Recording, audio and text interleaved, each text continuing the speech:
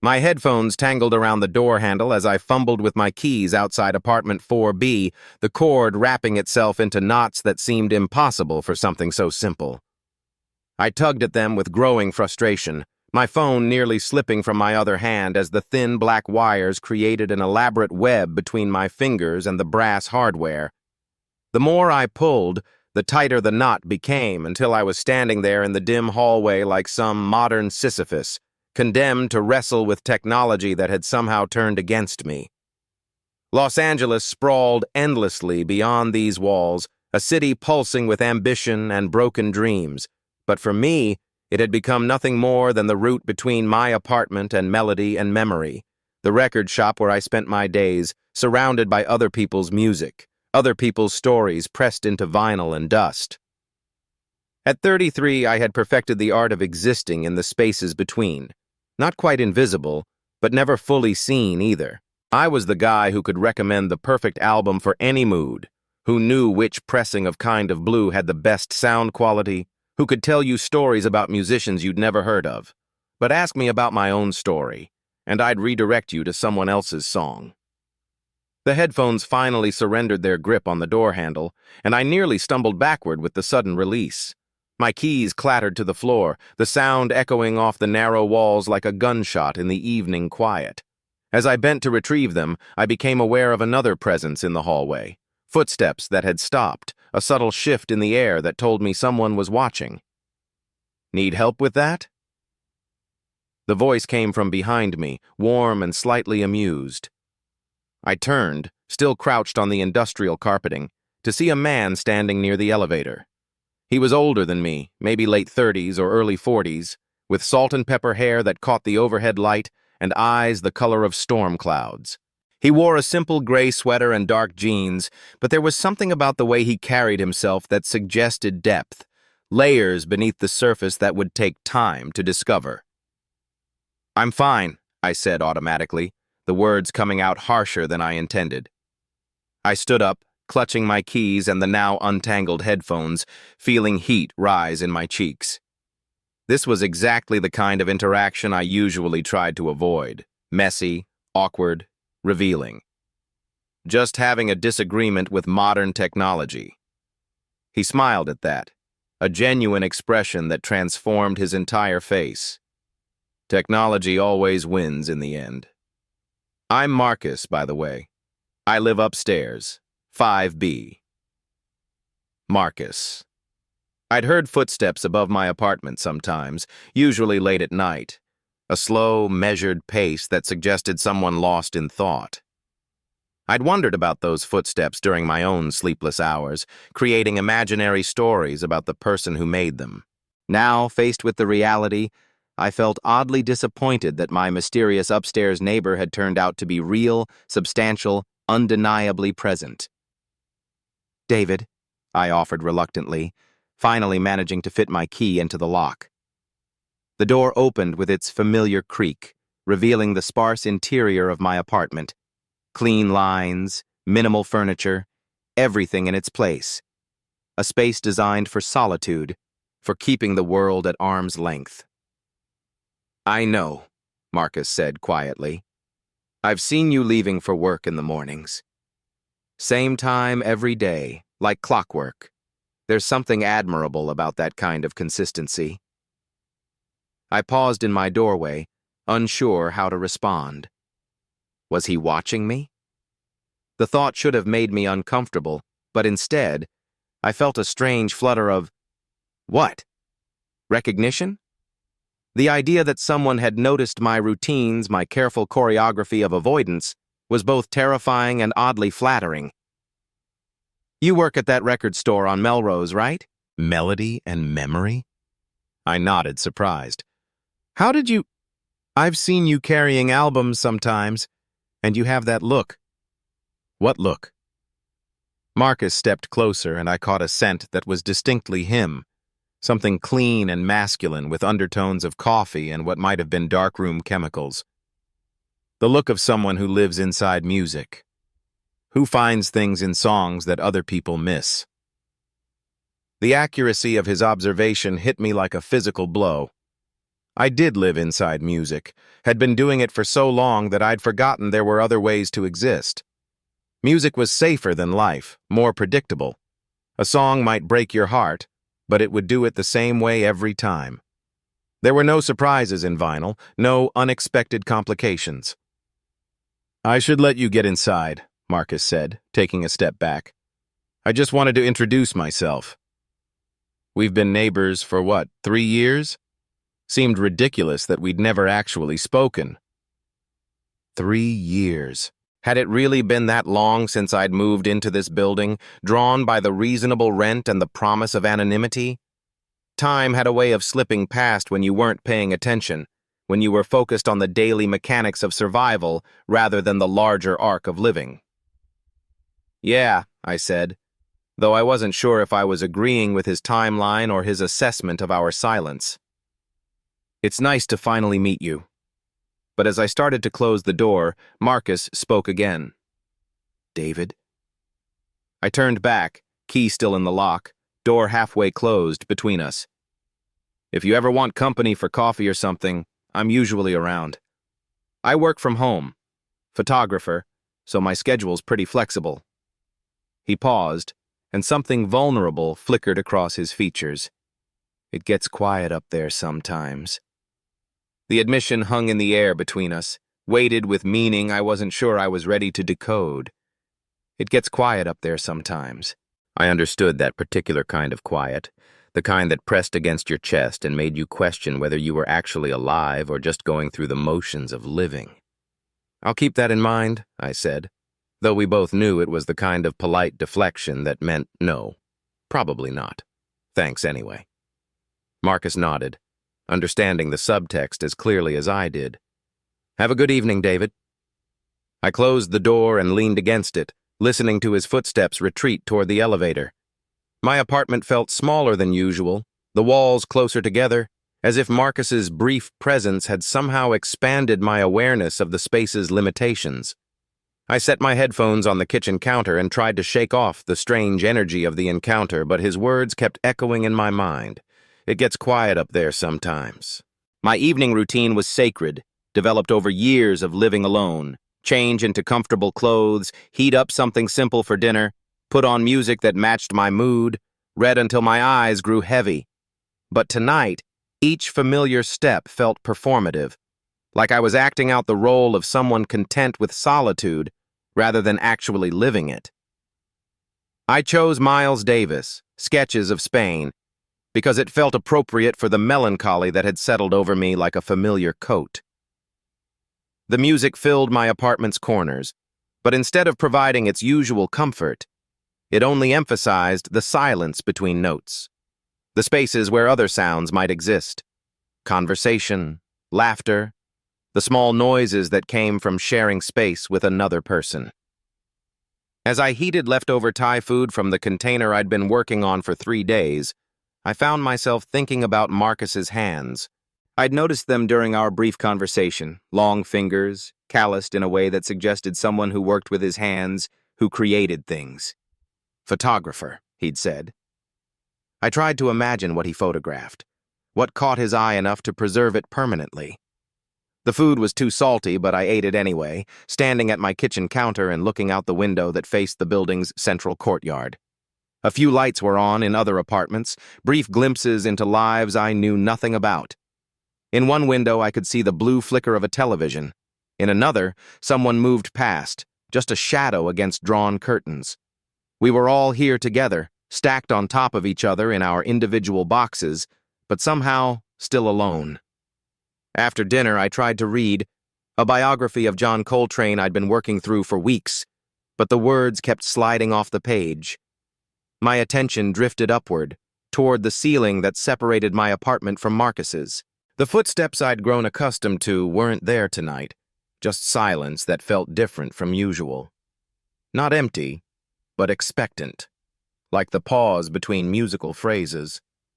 I went to bed earlier than normal, but sleep wouldn't come. Instead, I lay in the darkness, thinking about the look in Marcus's eyes when he'd said it gets quiet up there sometimes. There had been something in that admission that recognized something in me, a kind of lonely calling to lonely. It was the most honest thing anyone had said to me in months, maybe years. Around midnight, I heard them, the familiar footsteps from upstairs. But tonight, they seemed to trace a pattern that was almost musical, a rhythm that matched the restless beating of my own heart. I found myself synchronizing my breathing to their cadence, and for just a moment, I felt less alone. The next morning arrived gray and overcast, the kind of LA weather that made the city feel smaller, more intimate. I left my apartment at exactly 8:15, the same time I'd been leaving for 3 years, but as I waited for the elevator, I caught myself hoping I might run into Marcus again. The thought surprised me with its intensity. When was the last time I'd looked forward to seeing another person? The elevator arrived empty, and I rode down alone, trying not to feel disappointed. In the lobby, Mrs. Chen from the 3rd floor was checking her mail, muttering something in Mandarin that sounded like a complaint. She looked up when she saw me and offered a small smile, the kind neighbors exchange when they recognize each other without really knowing each other. "Good morning, David," she said, surprising me. I hadn't realized she knew my name. "Good morning, Mrs. Chen. You look different today," she observed, tilting her head slightly. "Less, how do you say, heavy?" I didn't know what to say to that. Did I look different? I felt different, though I couldn't quite articulate how. It was as if Marcus's brief recognition of my existence had shifted something fundamental, like a musician finding a new way to play a familiar song.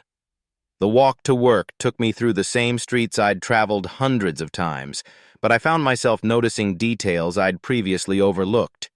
The way morning light caught in the windows of apartment buildings. The sound of someone practicing piano in a second-story window. The smell of coffee drifting from a cafe I'd passed countless times without really seeing. Melody and memory occupied a narrow storefront between a vintage clothing shop and a place that sold crystals and incense to aspiring mystics.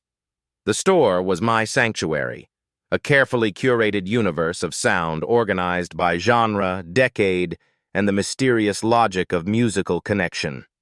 I'd been working there for 5 years, ever since I'd moved to LA with vague plans of... what? I couldn't remember now. The dreams that had brought me here had faded like old photographs, their colors bleeding away until only the outline remained.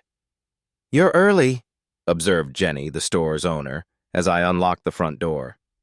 She was a woman in her 50s who'd been collecting records since she was a teenager, and her encyclopedic knowledge of music history was both intimidating and inspiring. "Couldn't sleep," I said, which was true enough. "Anything worth losing sleep over?" I considered the question as I turned on the sound system and selected our opening album, Bill Evans' Waltz for Debbie, because it felt like the right soundtrack for a morning that felt different from other mornings. "I'm not sure yet." Jenny raised an eyebrow but didn't push. She understood the value of privacy, of information revealed in its own time. It was one of the reasons I'd stayed at the store for so long, despite offers from other employers. Here, I could exist in the spaces between songs, in the comfortable silence that came from being around someone who understood that not everything needed to be explained. The day passed in its usual rhythm of customers and catalog updates, of recommendations offered and musical connections made. But I found myself distracted, my attention drifting to thoughts of Marcus and the question he'd left hanging in the air between us. "If you ever want company for coffee or something."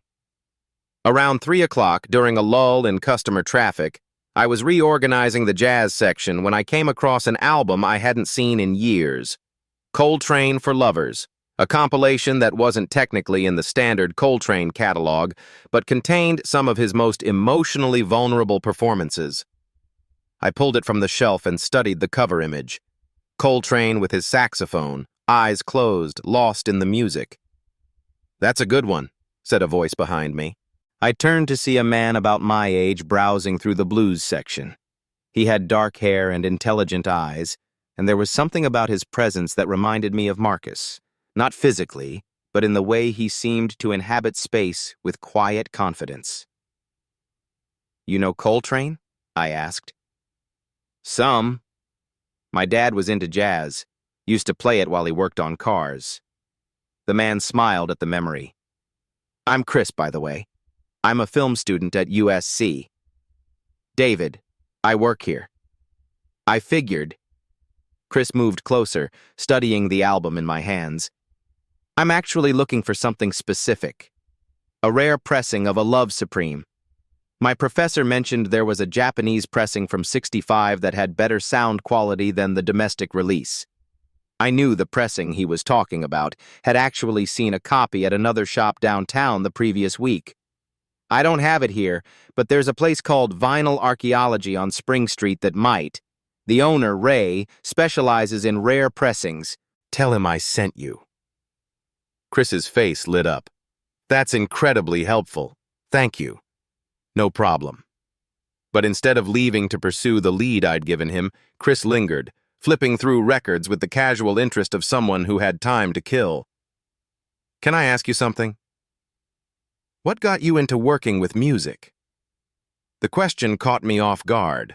Most customers were focused on their own musical needs, not curious about the person helping them. I don't know. It chose me, I guess. I've always been better with songs than with people. That's interesting. I'm kind of the opposite. I'm drawn to stories, to the human element in everything. That's why I'm studying film. There's something about capturing people in motion, in their natural state, that fascinates me.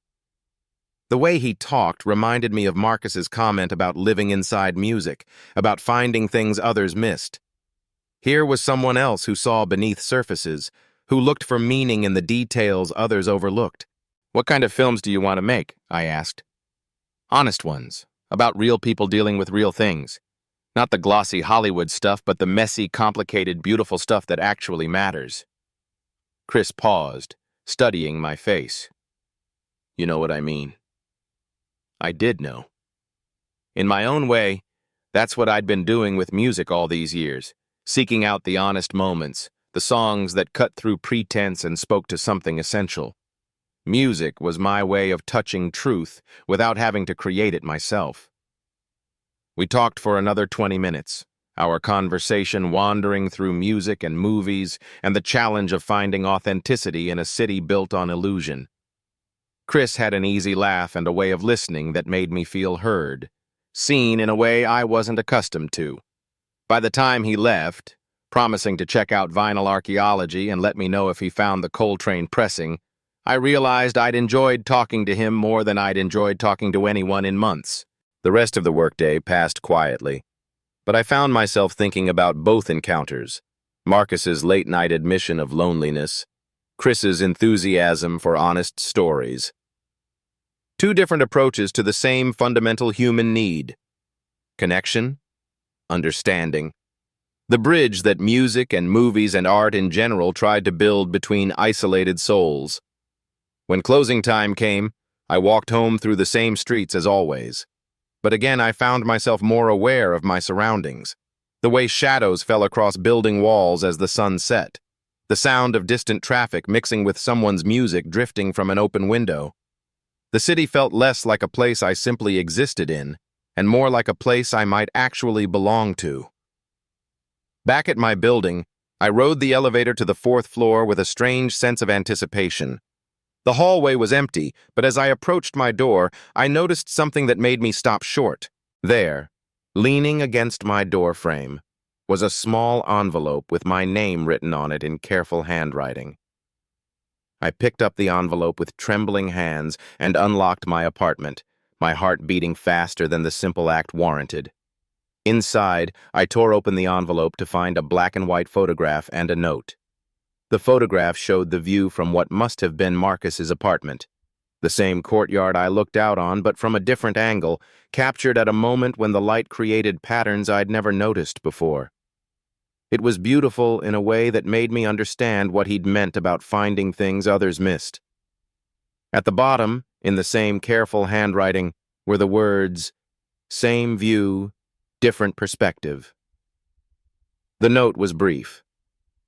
David, thanks for the conversation last night. It's been a while since I've talked to someone who understands the weight of quiet. I thought you might appreciate how the light looks from up here.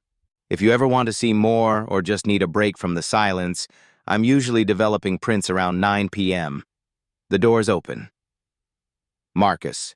I set the photograph on my kitchen counter and stared at it while I made dinner. The image was technically excellent, but what struck me most was the perspective. The way Marcus had found beauty in something I saw every day, but had stopped really looking at. It reminded me of what Chris had said about capturing people in their natural state, about finding truth in the details. At 8:45 p.m., I found myself standing in front of my bathroom mirror, checking my appearance like I was preparing for something important. I changed my shirt twice, ran my fingers through my hair, and tried to calm the nervous energy that was making my hands shake. This was ridiculous. I was just going upstairs to look at photographs, to have a conversation with a neighbor who'd been kind enough to reach out. Nothing more complicated than that. But as I climbed the stairs to the 5th floor, photograph in hand, I knew I was lying to myself. This felt like more than a casual neighborly visit. It felt like a choice, a step towards something I'd been avoiding for longer than I cared to admit. I stood outside Marcus's door for a full minute before finally knocking. 3 soft taps, deliberately gentle.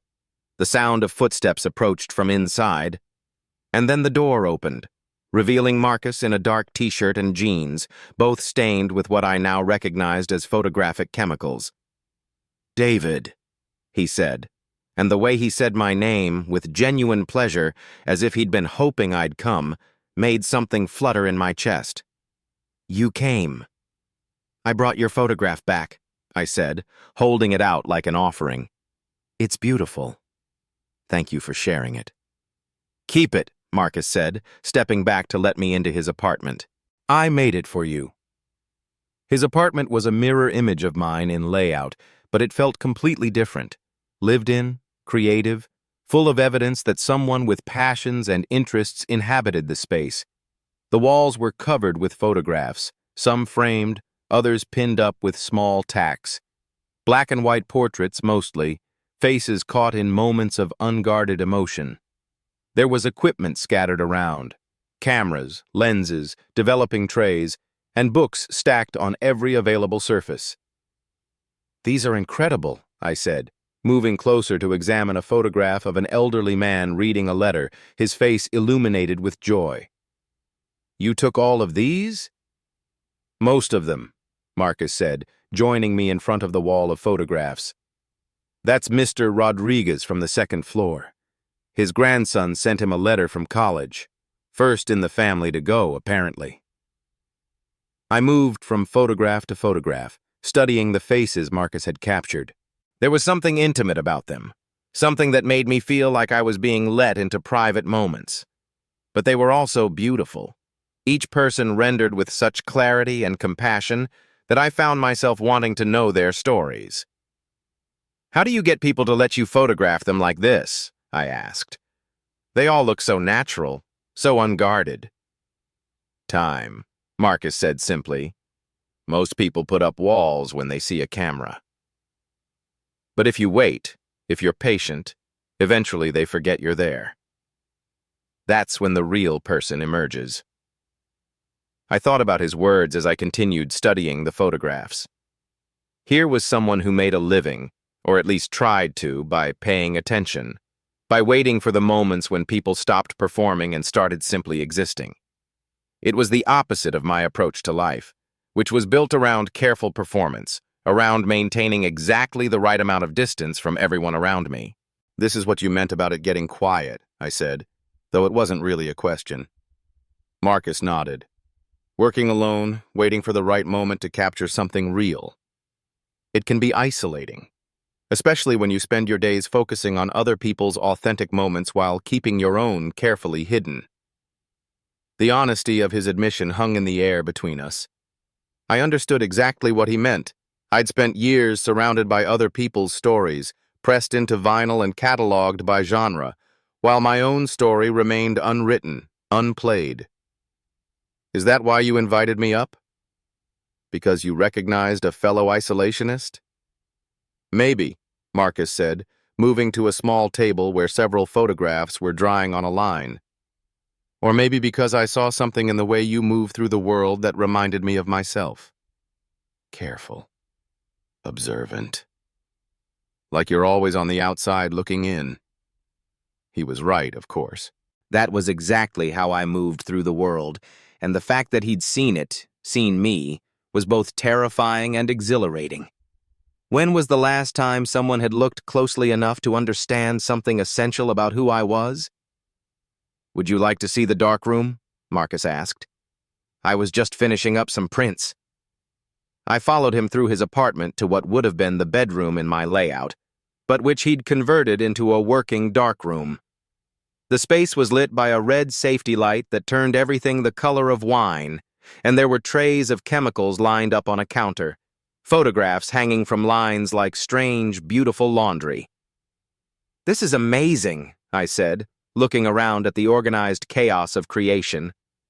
It's like a whole other world in here. That's exactly what it is, Marcus said, moving to one of the chemical baths where a print was developing.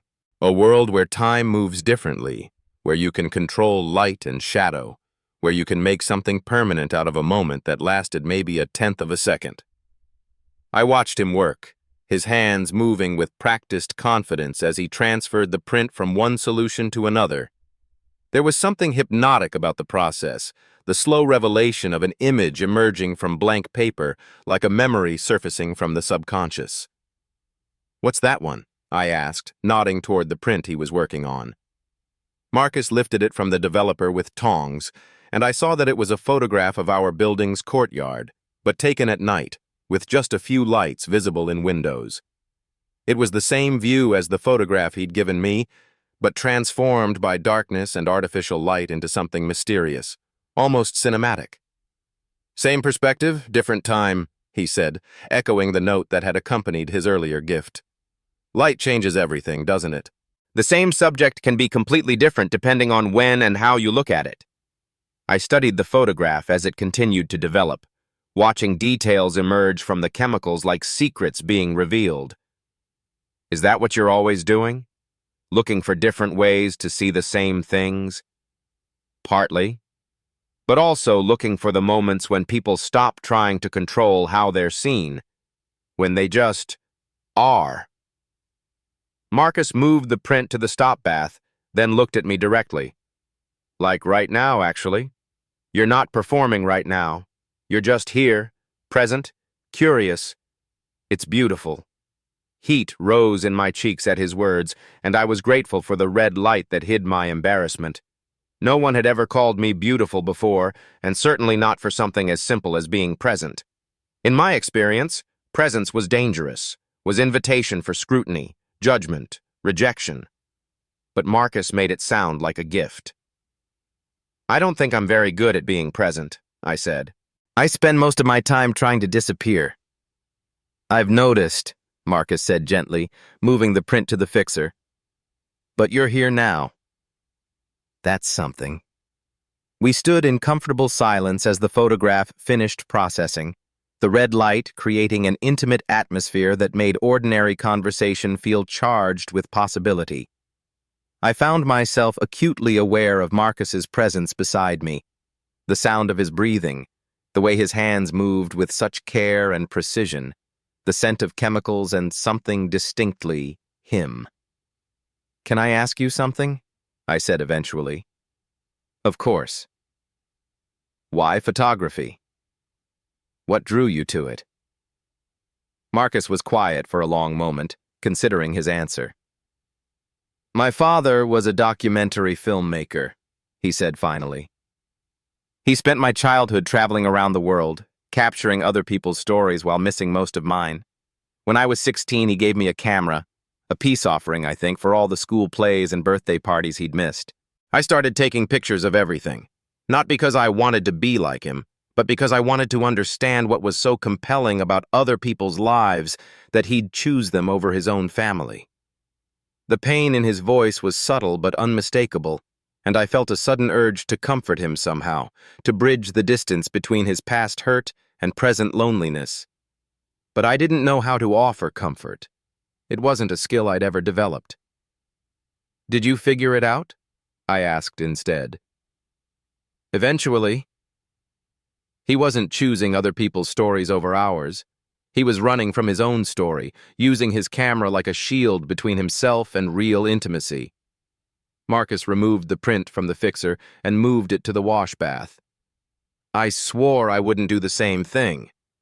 But here I am, 41 years old, living alone, making a career out of observing other people's lives while keeping my own carefully contained.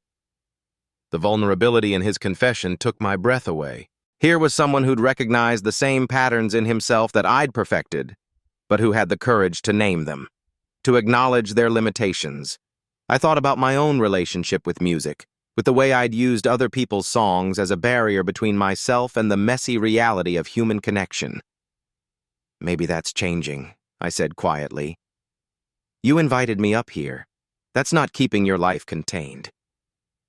Marcus looked at me then, really looked at me, and I felt the weight of his attention like a physical presence.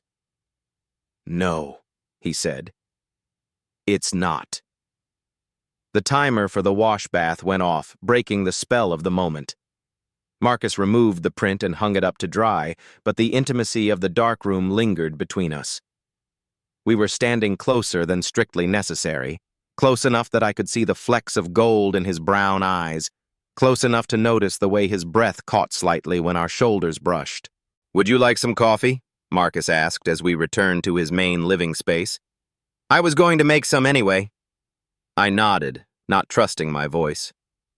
The transition from the dark room's red light to normal illumination felt jarring, like waking from a dream. But the sense of connection remained, the feeling that something significant had shifted between us. While Marcus prepared coffee, I continued studying his photographs. There was one series that particularly caught my attention, portraits of people in doorways, all shot from a distance that captured not just the subject but their environment, their context. Each person seemed to be at a threshold, literally and metaphorically, caught between inside and outside, private and public, solitude and connection. These are extraordinary, I said, pointing to the doorway series. There's something about the way you've captured them, like they're all on the verge of making a decision. That's exactly what they are, Marcus said, returning with 2 mugs of coffee. I spent 6 months photographing people in transitional moments, coming home from work, leaving for dates, saying goodbye to visitors. The doorway becomes this metaphor for all the choices we make about how much of ourselves to reveal, how much distance to maintain. I accepted the coffee gratefully, inhaling its rich aroma. It must take incredible patience to wait for those moments. It does. But the waiting is part of the art, isn't it? Learning to be still, to pay attention, to recognize significance when it finally appears. Marcus sat down on his couch, leaving space for me to join him. I imagine it's similar with music. You probably hear things in songs that other people miss because you've trained yourself to really listen. I sat down beside him, careful to maintain what felt like a safe distance, though I wasn't sure what I was keeping myself safe from. Sometimes I think I use music to avoid listening to myself. It's easier to lose yourself in someone else's emotional experience than to deal with your own. But you must have your own emotional experience, your own story worth telling. The suggestion made me uncomfortable in a way I couldn't quite name. I don't know about that. Some people are meant to be the audience, not the performer. I disagree, Marcus said firmly. Everyone has a story. Some people just need the right person to help them tell it. The way he said it with such gentle certainty made me want to believe him. But believing would mean acknowledging that my careful invisibility was a choice rather than a natural state, would mean taking responsibility for the distance I'd maintained from everyone around me. What about you? I asked, deflecting attention back to him. What's your story? Marcus smiled ruefully. 41-year-old photographer discovers he's better at capturing intimacy than creating it. Falls in love with other people's authentic moments while keeping his own locked away. He paused, studying my face. Gets lonely enough to invite the mysterious neighbor upstairs for coffee. I'm not mysterious, I protested. I'm just quiet. Same thing sometimes. Mystery isn't always about secrets. Sometimes it's just about depth that hasn't been explored yet. The comment hung in the air between us, loaded with implication. I found myself studying Marcus's face, noting the lines around his eyes that spoke of years of laughter and concentration, the way his mouth curved slightly even in repose, as if he were perpetually on the verge of smiling. He was handsome in an understated way, but more than that, he radiated a kind of gentle intelligence that drew me in despite my instinct to maintain distance. "David," he said softly, and something in his tone made me look up from my coffee cup, made me meet his eyes directly. "Can I tell you something?" I nodded, not trusting my voice. "I've been aware of you for a long time." "Not in a creepy way," he added quickly, "but just conscious of your presence in the building, the way you move through your routines, the consideration you show for your neighbors, the quiet competence of how you handle your life. I've wanted to talk to you for months, but I could never figure out how to approach someone who seemed so completely self-contained." The admission sent a jolt through my system. He'd been watching me, thinking about me, wanting to connect with me for months. The idea that I'd been seen, really seen by someone who found something worth observing in my careful routines was both thrilling and terrifying. "I'm not self-contained," I said quietly. "I'm just scared." "Of what?" The question was asked so gently, with such genuine curiosity, that I found myself answering before I could stop myself. "Of being found wanting. Of someone looking closely enough to see how little there actually is to discover." Marcus set down his coffee cup and turned to face me more directly. "David, look around this room. Look at all these photographs of people in their most honest moments. Do you know what every single one of them has in common?" I shook my head. "They're all beautiful. Not because they're perfect, but because they're real. Because they stopped trying to control how they were seen and just allowed themselves to exist." He paused, his voice dropping to barely above a whisper. "You think there's nothing to discover in you? But I see someone who's spent years developing the most refined sensitivity to beauty, to emotional truth, to the things that matter. That's not nothing. That's everything." Tears pricked at the corners of my eyes, and I had to look away. No one had ever described me that way, had ever suggested that my careful attention to other people's art was itself a form of artistry. But hearing it from Marcus, seeing myself reflected in his patient observation, I almost believed it could be true. "I don't know how to be any other way," I admitted. "I've been keeping people at a distance for so long, I'm not sure I remember how to let them close." "Maybe you could start small," Marcus suggested. "Maybe you could start with one person who's already seen enough to know he wants to see more." The suggestion hung between us like a bridge I could choose to cross or turn away from. I thought about Chris's enthusiasm for honest stories, about the way Marcus had described waiting for people to stop performing and start existing. Maybe that's what this was, a chance to stop performing my careful isolation and start existing in the space between solitude and connection. "I should go," I said, though the words came out reluctant, unconvincing. "It's getting late." "Of course," Marcus said, but he made no move to get up, no gesture toward the door. "Though you don't have to. Go, I mean, if you don't want to."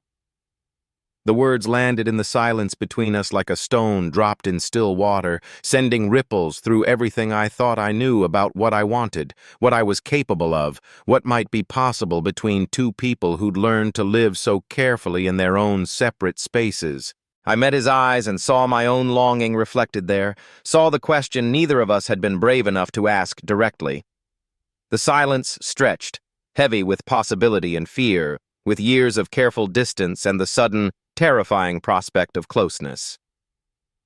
Outside, Los Angeles continued its restless motion. Cars navigating the night, people moving between destinations, the city's endless circulation of dreams and disappointments. But here, in this room filled with photographs of authentic moments, time seemed to slow, to gather itself around the choice that hung between us like something precious and fragile, waiting to be either claimed or abandoned. Marcus was still looking at me, patient as always, willing to wait for whatever I might be able to offer. And for the first time in longer than I could remember, I found myself wanting to offer something, to cross the distance I'd so carefully maintained and discover what waited on the other side of my fear. The words hung in the air like a question mark made of starlight, delicate, luminous, impossible to ignore. You don't have to go yet, if you don't want to. Marcus's voice had dropped to barely above a whisper, but in the quiet of his apartment, surrounded by all those captured faces frozen in their most honest moments, his words seemed to echo off every surface. I found myself caught between breathing and holding my breath, between the safety of my established patterns and the terrifying possibility of something new. My coffee cup had grown cold in my hands, but I clutched it anyway, using its ceramic warmth as an anchor to reality. Outside, I could hear the first tentative drops of rain against the windows, unusual for Los Angeles in any season, but somehow perfect for this moment suspended between certainty and chance. I started, then stopped. What could I say? That I wanted to stay but didn't know how? That every instinct I'd developed over 33 years was screaming at me to retreat to the familiar loneliness of my apartment, while something deeper, something I'd almost forgotten existed, was whispering that maybe, it was time to try something different. Marcus didn't push. He simply sat there, patient as a photographer waiting for the perfect shot, letting me wrestle with my own hesitation. The rain outside was growing steadier now, creating a gentle percussion against the glass that made the apartment feel even more like a sanctuary removed from the ordinary world. The rain, I said finally, grasping for something neutral to fill the charged silence. It's been so dry lately. Marcus agreed, but his eyes never left my face. It's nice. Makes everything feel more intimate, doesn't it? Like the city's pulling a blanket over itself. Intimate. The word sent a small shiver through me, not unpleasant but significant, like the first note of a song you know is going to break your heart in the most beautiful way. I set my coffee cup down on the table between us, my hands trembling slightly with a nervousness I hadn't felt since I was a teenager. I don't really know how to do this, I admitted, the words coming out in a rush before I could stop them. Staying, I mean, being present with someone. There's no right way to do it, Marcus said gently. We could just sit here and listen to the rain. Or I could show you more photographs. Or we could talk about music. You never told me what kind you listen to when you're alone. The question caught me off guard, not because it was particularly personal, but because it was the kind of personal that mattered. What someone listened to alone revealed things that party playlists and public preferences never could. It was the musical equivalent of what Marcus did with his camera, catching people when they thought no one was looking. Melancholy stuff mostly, I said, surprised by my own honesty. Bill Evans, Nick Drake, Jeff Buckley.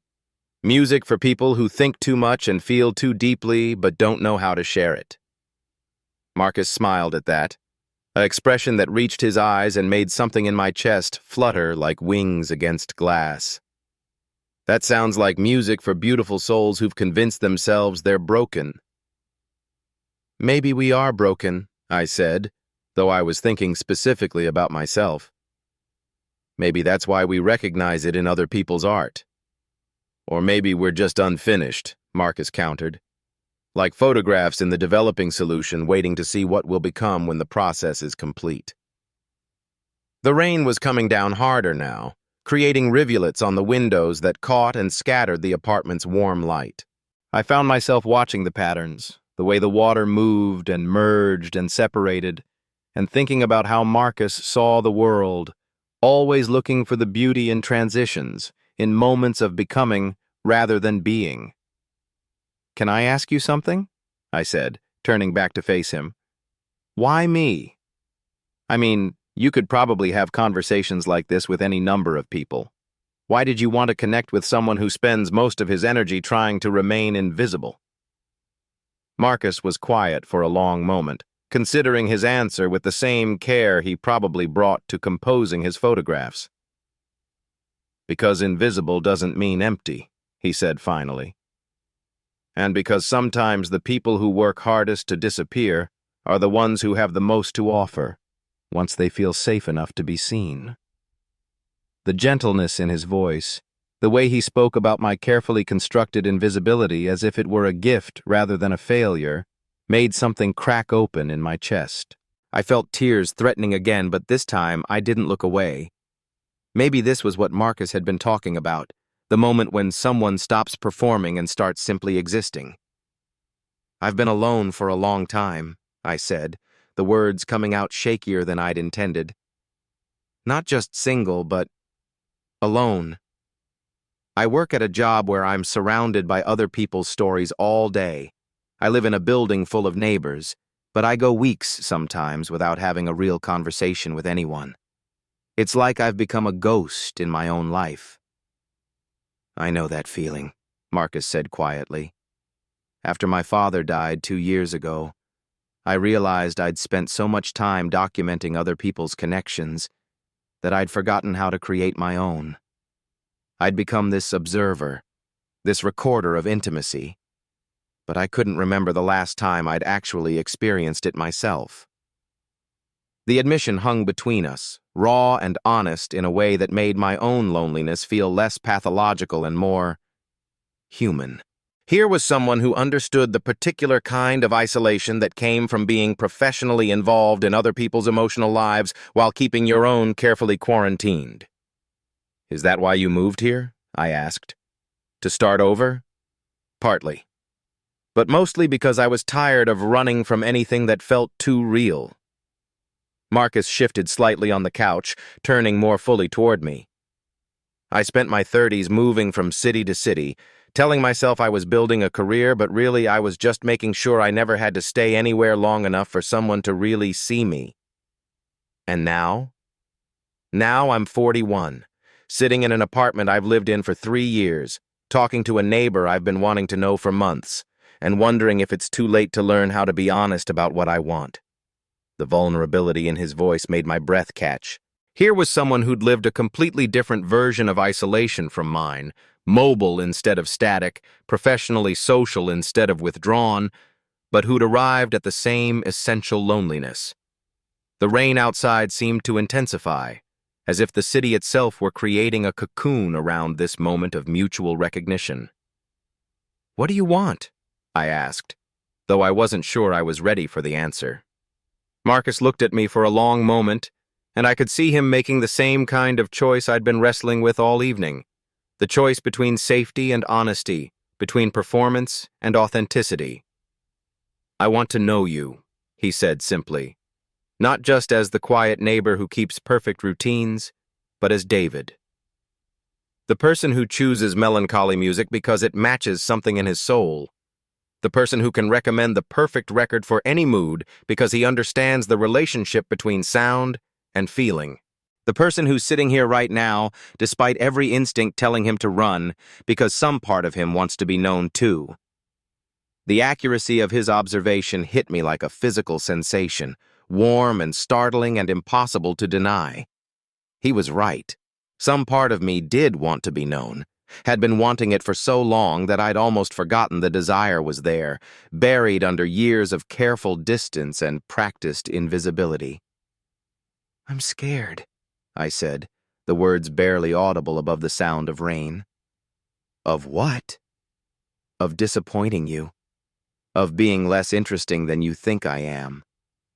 Of—" I paused, searching for the courage to name my deepest fear. "Of wanting this so much that I forget how to protect myself." Marcus leaned forward slightly, closing some of the distance between us on the couch. "What if we started smaller? What if instead of worrying about protecting yourself, you just focused on this moment, this conversation? This evening? Just this evening? Just this evening. No expectations beyond right now. The simplicity of the suggestion was both reassuring and terrifying. Just this evening. I could manage one evening, couldn't I? I could sit here in this warm apartment, listening to the rain, having the kind of conversation I'd been craving for years without admitting it to myself. Okay, I said, and felt something shift inside me as the word left my mouth. Just this evening. Marcus smiled, and I realized it was the first completely unguarded expression I'd seen from him. It transformed his entire face, made him look younger and more hopeful, and I found myself smiling back without thinking about it. Good, he said. So tell me something I couldn't figure out from watching you leave for work every morning. Something that would surprise me. I thought about it, turning the question over in my mind like a complex piece of music. What would surprise him? What aspects of myself had I kept so carefully hidden that even someone as observant as Marcus couldn't have guessed them? I write music reviews, I said finally.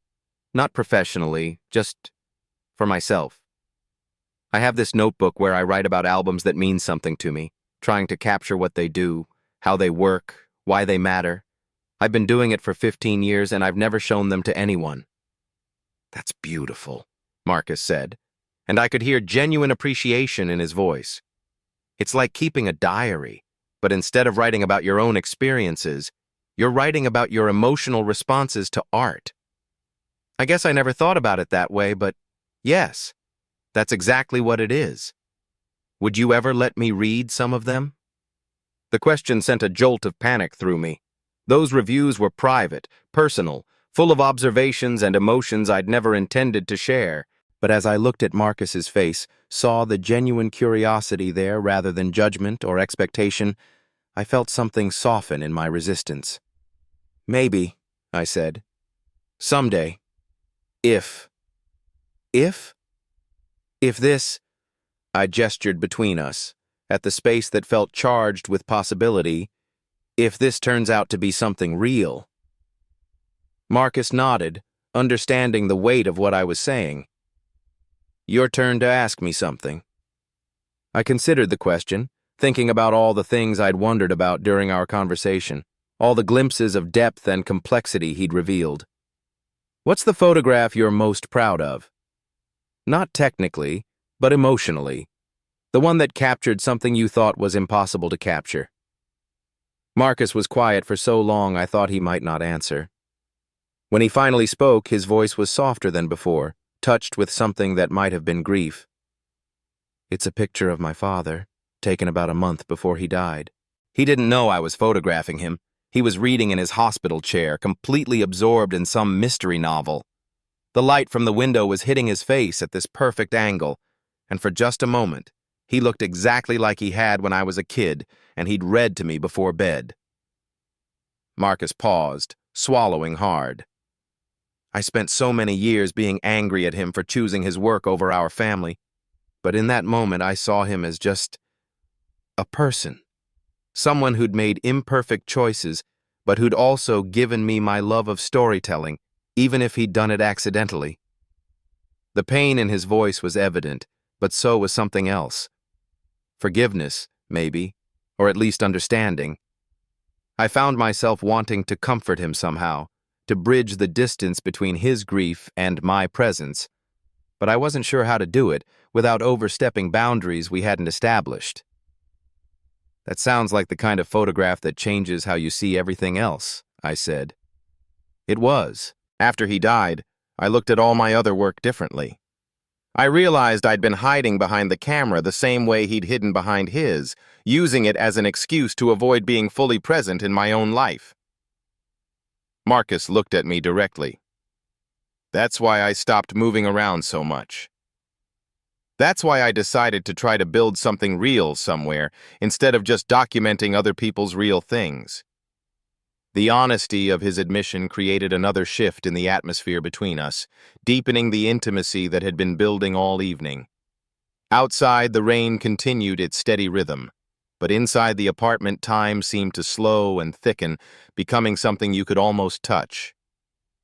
I need to tell you something, I said, surprising myself with the urgency in my voice, about why I really stayed tonight.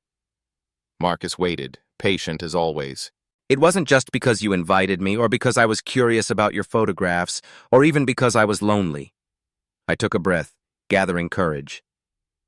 It was because when you said it gets quiet up there sometimes, I recognized something in your voice that I'd been hearing in my own head for years, and for the first time in, God, maybe ever. I didn't feel like I was the only person in the world who understood that particular kind of quiet. The words hung in the air between us, more revealing than anything I'd said all evening. I'd just admitted to recognizing a kinship in his loneliness, to seeing my own isolation reflected in his careful distance. It was the kind of admission that could either create connection or make things unbearably awkward. Marcus didn't respond immediately. Instead, he reached across the space between us on the couch and placed his hand over mine where it rested on the cushion. The touch was gentle, questioning rather than presumptuous, but it sent electricity through my entire system. "David," he said quietly, "you're not alone in that quiet anymore. Not if you don't want to be." The simple statement, combined with the warmth of his hand on mine, broke something open inside me that I'd been keeping carefully locked away.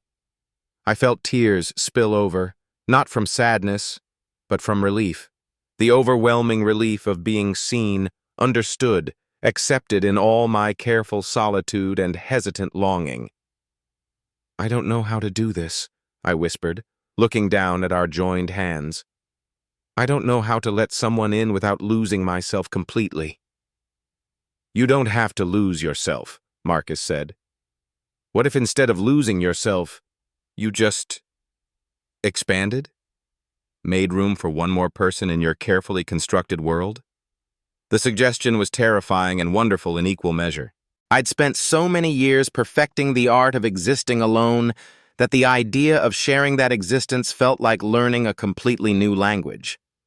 But as I sat there with Marcus's hand warm over mine, listening to the rain create its gentle percussion against the windows, I realized I wanted to learn that language. I wanted to try. "What would that look like?" I asked.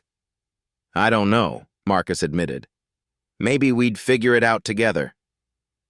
Maybe it would start with evenings like this one, with conversations that go deeper than small talk.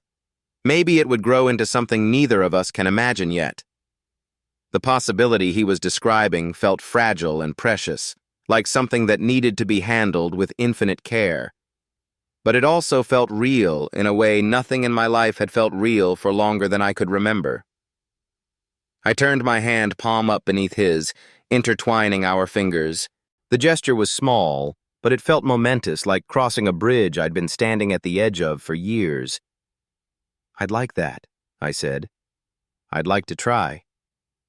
Marcus squeezed my hand gently, and when I looked up to meet his eyes, I saw my own tentative hope reflected there, mixed with something deeper. Affection, maybe, or the beginning of affection. The kind of look that suggested he saw something worth knowing in my carefully guarded interior. "Should we start now?" he asked. "Start what?" "Figuring it out together." I nodded, not trusting my voice to remain steady. The rain outside was still falling, creating a soundtrack for whatever was beginning between us. Marcus shifted closer on the couch, closing more of the physical distance that had seemed so important to maintain just hours earlier. "Tell me about your music reviews," he said.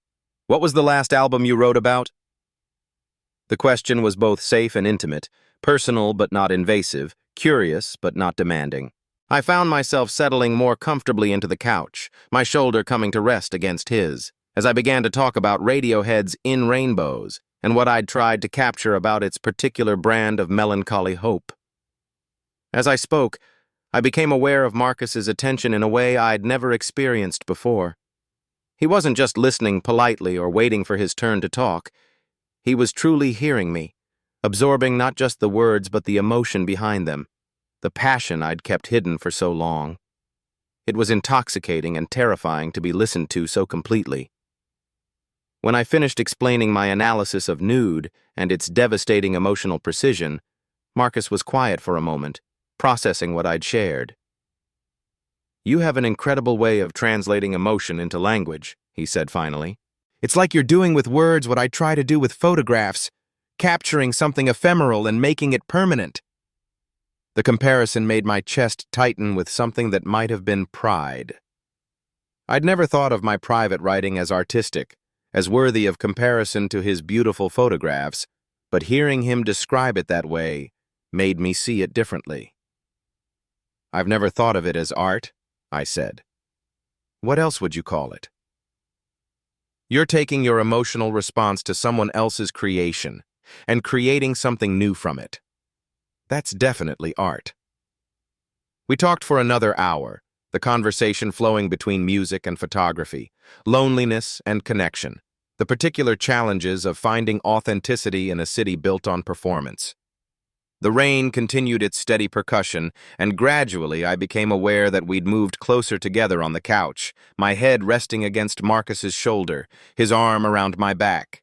The physical closeness felt natural rather than calculated, the inevitable result of emotional intimacy rather than its prerequisite. I could feel the warmth of his body through his t-shirt, could smell the faint scent of photographic chemicals mixed with something uniquely him, clean and masculine and comforting. "David," Marcus said softly, and something in his tone made me lift my head to look at him. "Can I tell you something?" I nodded, suddenly aware of how close our faces were, how his breath was warm against my cheek. "I haven't felt this connected to another person in, God, maybe ever. And it scares me because I don't want to mess it up by wanting too much, too fast." His confession mirrored my own fears so perfectly that I felt a rush of recognition mixed with affection. Here we were, two people who'd spent years protecting themselves from exactly this kind of connection, finally finding it and immediately terrified of losing it. "What if we promise to tell each other when we're scared?" I said. "What if instead of running away when it feels like too much, we just talked about it?" "You'd be willing to do that?" "I think so. With you, I think I could try." Marcus smiled, the expression soft and grateful and full of something that made my heart race. "I'd like that too." We looked at each other for a long moment, and I became acutely aware of the choice hanging between us. We could continue talking, continue this careful dance around intimacy, or we could acknowledge what was building in the space between our bodies, in the way our breathing had synchronized, in the magnetic pull that seemed to be drawing us closer together. "Marcus," I said quietly. "Yeah?" I think I'd like to kiss you." The admission came out barely above a whisper, but in the quiet of the apartment it sounded like the most important thing I'd ever said. Marcus's eyes searched my face, looking for uncertainty or hesitation, but whatever he saw there seemed to reassure him. "I'd like that too," he said. He moved slowly, giving me time to change my mind, to pull away if the reality became too overwhelming. But I didn't want to pull away. I wanted to close the distance between us, to discover what his mouth felt like, what it meant to be kissed by someone who'd seen through my careful invisibility and wanted to know me anyway. When our lips finally met, it was gentle and questioning at first, both of us learning the shape and texture of something completely new. But as the kiss deepened, I felt years of loneliness and careful distance dissolving, replaced by something warm and immediate and utterly present.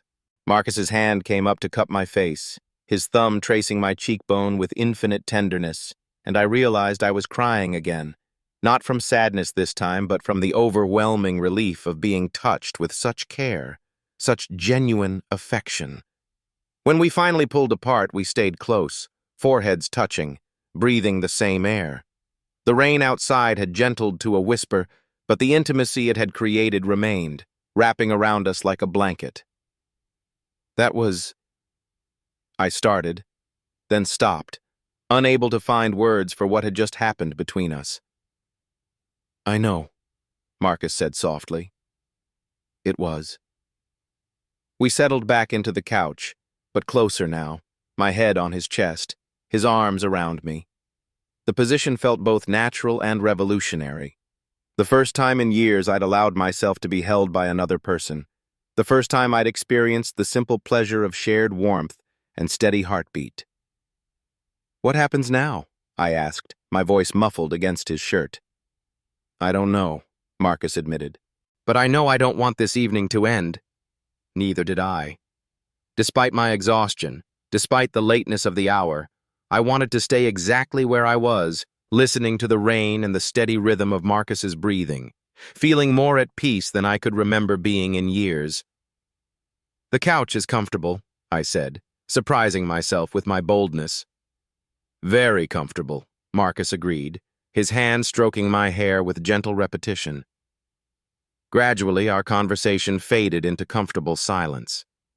The rain continued its soft percussion against the windows, and I felt myself drifting towards sleep while still being held, still being present with another person in a way I'd thought was beyond my capacity. Just before I fully surrendered to exhaustion, I felt Marcus press a soft kiss to the top of my head and heard him whisper, "Thank you for staying." I wanted to tell him that I was the one who should be grateful, that he'd given me something I hadn't even known I was missing. But sleep was pulling me under with the gentleness of warm water, and all I could manage was to squeeze his hand where it rested over my heart. When I woke, hours later, the apartment was filled with gray morning light filtered through rain-streaked windows. I was still on the couch, still in Marcus's arms, but now there was a soft throw blanket covering both of us. He must have managed to retrieve it at some point during the night without waking me.